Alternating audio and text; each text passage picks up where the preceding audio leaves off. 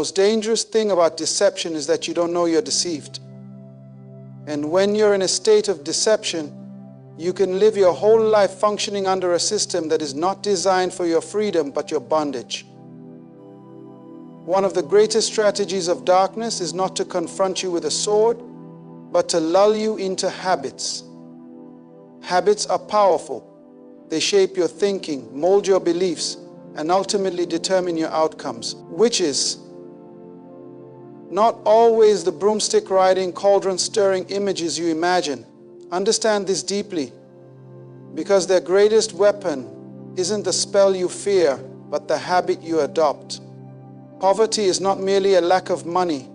It is a mindset, a spirit, a condition that has been institutionalized through rituals disguised as routines. There are people today living under cycles of financial frustration, not because they are lazy or unintelligent, but because they are unknowingly subscribing to rituals planted by witchcraft. Yes, rituals. Every habit is a ritual, and every ritual is either consecrated for the kingdom of light or the dominion of darkness. And some of the poorest people in spirit and in substance are not those in the slums, but those imprisoned by these daily rituals, empowered by evil forces to ensure that wealth, freedom, and divine inheritance stay far from their door. The first habit is the subtle habit of speaking death over your own destiny. You may not even realize it, but every time you open your mouth and say, "I can't afford it, nothing good happens to me, people like us never succeed, or money is evil," you're not being humble. You are invoking agreements with poverty.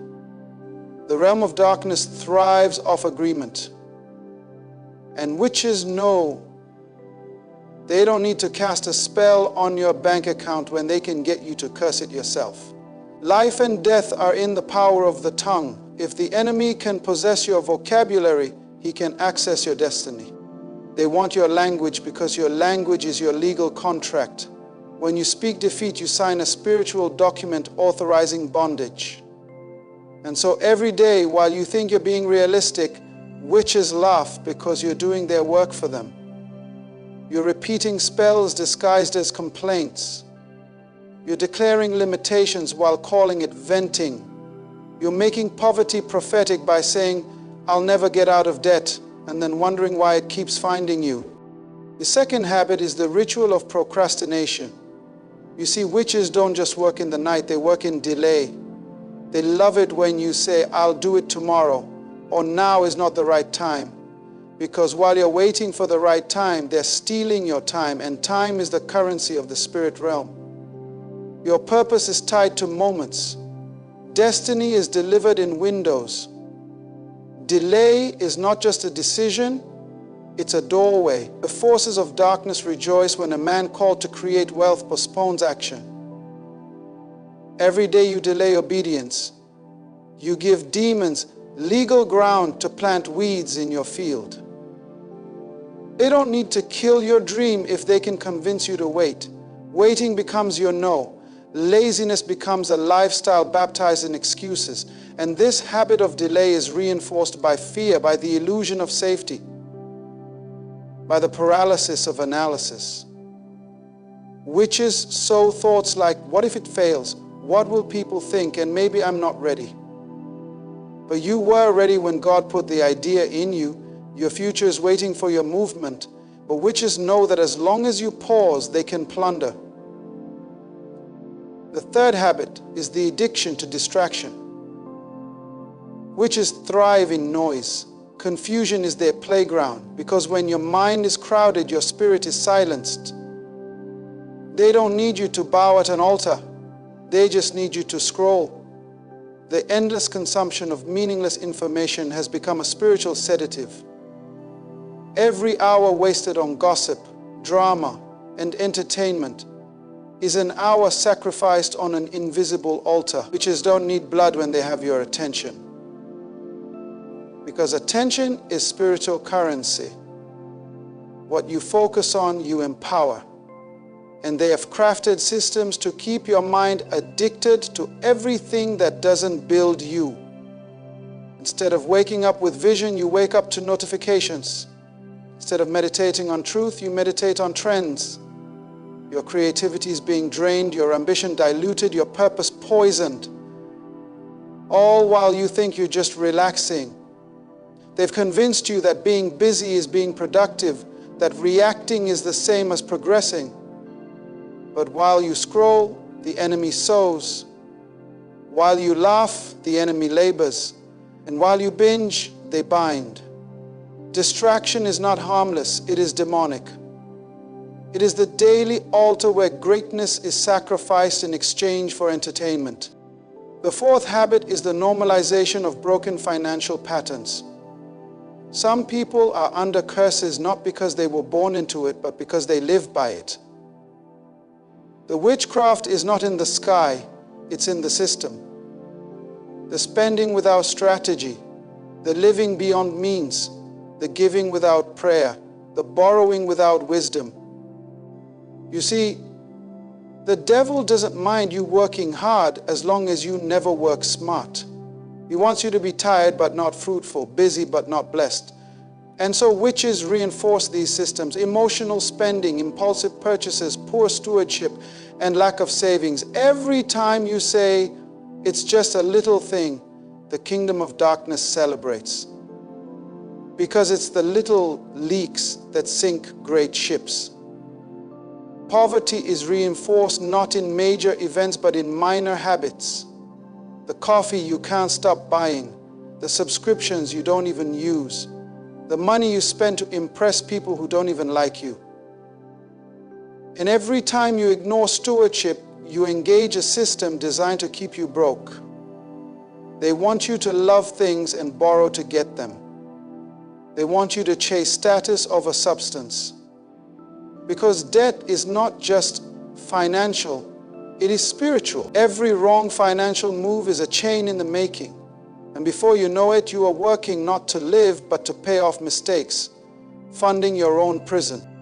The fifth habit is the daily neglect of divine alignment.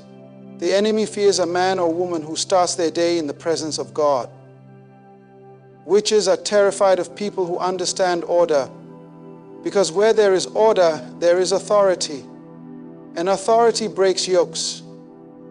But when you neglect divine alignment, when you start your day with Instagram instead of intercession, when your schedule is full but your spirit is empty, you become an easy target. The forces of darkness are not intimidated by activity. They are destroyed by alignment. Witches have no power over people who walk in the Spirit. That's why they promote busyness over intimacy. They want you distracted, detached, and disoriented. They want your priorities out of sync. They want you to love the gift more than the giver. And every day you don't seek divine instruction, you risk walking in demonic direction. Because in the absence of revelation, manipulation reigns. They will plant ideas in your mind, send counterfeit opportunities, distract you with good things that are not God things. All because you didn't get your orders from the throne room. Daily neglect of prayer, of meditation on truth, of spiritual discipline. These are not just harmless oversights. They are demonic setups. Because every day you don't walk in power, you walk in permission. And darkness exploits that permission. The darkness crushes the good, and the good is evil. These are the daily neglect of prayer, of meditation on truth, of meditation on prayer, of meditation on prayer. Let me tell you this, you don't break witchcraft by shouting louder, you break it by living wiser. This is not about superstition, this is about strategy. The kingdom of darkness is structured, it is intelligent, it studies patterns, exploits weaknesses, and thrives in ignorance. But if you can identify the habits that have become altars in your life, altars of death, delay, distraction, debt, and disconnection, then you can begin to tear down what hell built in your daily routine. You don't need a prophet to tell you you're under attack. Just look at your habits. Do they bring you closer to purpose or pull you deeper into cycles? Do they empower your destiny or drain your energy? Do they reflect heaven or hell? Because your habits are your liturgy, your daily worship. And what you worship, you become. So break the cycle. Interrupt the ritual. Shut the mouth of poverty, not just with prayer, but with principle. Your freedom is not in a one-time breakthrough. It's in a lifetime of new habits. When you change your habits, you change your harvest. When you change your routine, you change your results. Witchcraft cannot survive where wisdom governs. The enemy loses legal ground where discipline is established. And your wealth, your peace, your legacy, your breakthrough, it's on the other side of obedience. The war is not just spiritual, it is habitual. And when you win the war of habit, you defeat the schemes of hell. There comes a moment in every life where truth demands a decision. Not emotion, not excitement, not agreement, a decision. Because hearing truth is not enough. Knowing truth is not freedom. Acting on truth is what breaks chains. And today, truth has exposed the altar. It has revealed the habits that witches have dressed in comfort, clothed in culture, and baptized in routine. And now that you see it, you are accountable for it. You can no longer claim ignorance because the veil has been torn. What was hiding in your morning schedule, what was disguised in your daily words, what was cloaked in your money patterns, what was nestled in your distractions has now been dragged into the light. And light demands movement. When revelation comes, revolution must follow. You can no longer afford to treat spiritual attacks like personal flaws. You can no longer entertain behaviors that cost you your future. You can no longer call things normal when they are spiritual sabotage. You see, poverty is not just an economic condition. It is a spiritual consequence. A consequence of agreements made in the spirit, often without your awareness. A consequence of cycles tolerated, patterns repeated, decisions ignored. And the most dangerous prison is not one with bars. It's one with routines. Some of you have been praying for deliverance while keeping your habits on the altar of bondage. You've cried out for breakthrough, but you've refused to break the rituals that empower your bondage. The enemy is not fighting your present. He is fighting your potential. He sees what's inside you. He sees the kingdom you carry. He sees the wealth, the generational shift, the blueprint of heaven encoded in your soul. So he plants witches not only in covens but in culture, not just in forests but in feeds, not just with potions but with patterns. And those patterns have been allowed to live in your day-to-day life because you didn't know they were enemies. But now you know. Now you know the power of your words. That every careless declaration was a contract. That every self-sabotaging sentence was a summoning of lack. That every joke about being broke was a seed planted in the soil of your destiny. Now you know the delay you thought was harmless was actually hell's delight. That procrastination was not laziness. It was a demonic lullaby. It was a spiritual tactic to disconnect you from the timing of your assignment. That while you were putting things off, witches were putting things in motion. Now you know that distraction was never innocent. That your scrolling, your overconsumption, your misplaced focus was not just poor time management. It was a daily offering on the altar of confusion. It was a trade, destiny for dopamine, power for passivity. Now you know your spending wasn't just unwise, it was an agreement. That debt is not just interest, it is interference. that mismanagement of money is not just lack of education, it's often a curse wearing the mask of culture. That every time you chose image over investment, you chose chains over freedom. And now you know that neglecting God in your schedule isn't just busyness, it's spiritual blindness. That your power flows from alignment and the enemy's only hope is your disconnection. So now the choice is in your hands. Will you keep feeding what's been fighting you? Will you keep dressing what's been oppressing you? Will you keep calling habits normal that have made poverty your roommate? You see, the habits were never just habits, they were hooks. Hooks that kept you anchored in cycles that never let you rise. Hooks that kept you close to the shore when you were meant to walk on water. Hooks that kept your mind domesticated when your spirit was born for dominion. And the enemy never wanted to kill you, he just wanted to keep you from becoming.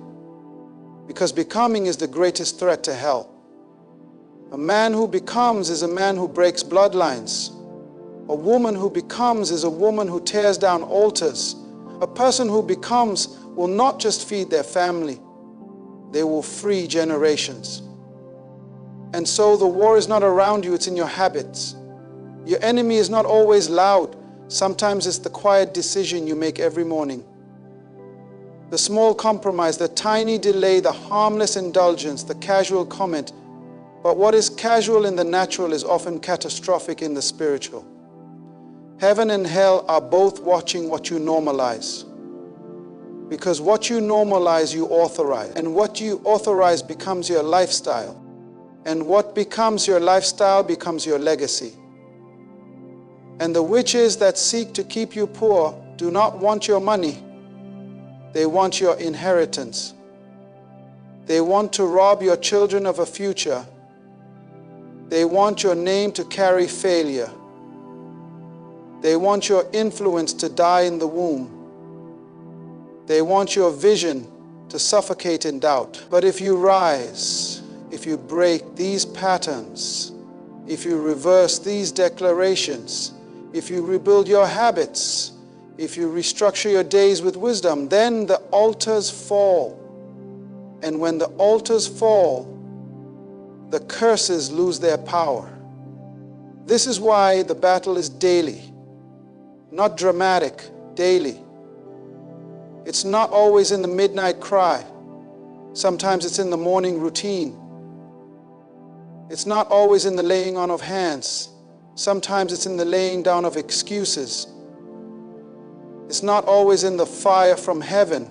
Sometimes it's in the fire you refuse to let go out in your discipline. The victory is in the consistency. The breakthrough is in the obedience. The wealth is in the wisdom. And once you take dominion over your days, you remove the landing strip for the enemy. Witches cannot dwell where wisdom reigns. Patterns of poverty break under patterns of purpose. When your habits shift to honor heaven, hell's assignments are cancelled.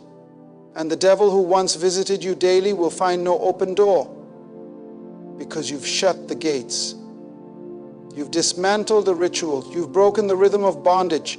And when the rhythm is broken, the curse cannot dance. You don't need more fire, you need more order. You don't need louder prayers, you need sharper principles, because God doesn't bless chaos, He blesses alignment. At the moment you come into divine order, everything the witches built against you collapses under the weight of your obedience. Let me know if you'd like this in text form for video narration, or want help turning it into a short reel, voiceover script, or sermon-style video outline.